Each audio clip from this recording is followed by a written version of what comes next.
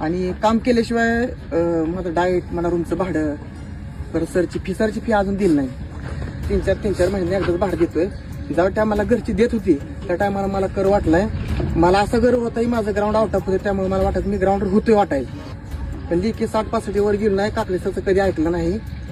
काकडे सरला असं सांगितलेलं सगळ्या गोष्टी टिंगलेत नेल्या पण आता काकडे सरनं सांगितलेलं मला आता आठवते. डोक्यावर वज सपना मिरवू कसं हे कळना